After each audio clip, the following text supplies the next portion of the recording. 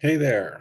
This is the Mushroom Growing Community Update number 3 for September 24th, 2025. So, first on the list is we have some new members. We're up to 23 now. So, welcome Jessica, Diane, Mike, Piper, and Fran. We're starting to get some people trickling in from the school discovery page, which is pretty exciting. For those of you that don't know and are really new to school, there's a whole bunch of communities that you can access and see and search just by going to Discover Communities.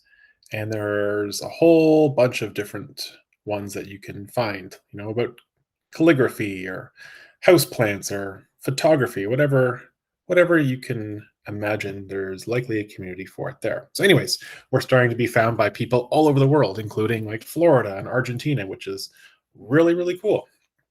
So welcome all new members. Cool update. So with my company Heartwood Mushrooms, now all of our premium grow kits come with invitations to the mushroom growing group. So that's super cool. So I really hope that over the next little while, we'll start seeing a trickle of people with the premium grow kits, growing beautiful mushrooms and asking questions and learning along with us.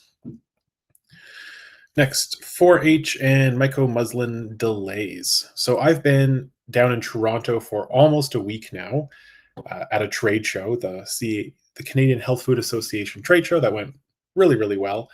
And it also means I've had a lot less time and energy to be developing these things inside this group right here. That being said, the 4-H group is still going ahead with their projects and they're doing that. I just have not caught up and posted the stuff on here, but hopefully I'll be doing that over the next week and I'll be caught up. And same thing with the muslin trials. So lots of exciting stuff coming, and we haven't started on the next phase quite yet. Let's see. Mushroom kit course updates. Right. Okay. So cooking and storing and troubleshooting. So we got a couple new little modules. So right here we have harvesting and storing is now a multi-part series. So this one right here is a common question about people think that their mushrooms get moldy really quickly, but it's actually not. So if you think your mushrooms got moldy, uh, just go check this out real quick. Very short video, 2 minutes. And then also troubleshooting. We're starting to look at what happens when these kits do not work.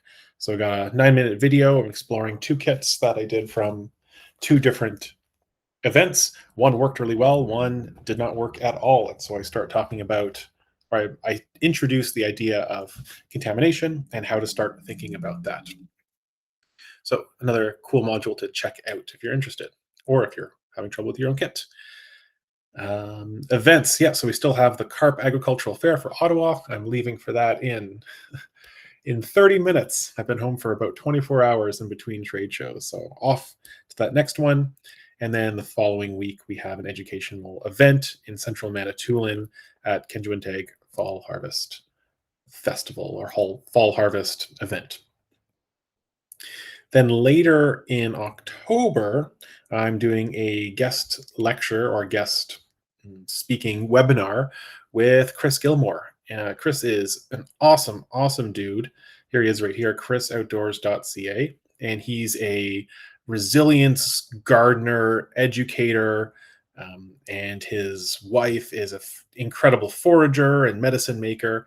They have a bunch of fantastic courses and books and newsletters. So at the very least, you can join a free newsletter and see what he's up to. But in any case, I'll be doing a talk about mycoremediation, so healing landscapes with mushrooms, and then some of the work that I've done and other people have done around the world with mycelium composites. So things that are not food or medicine, but that you can do with mushrooms.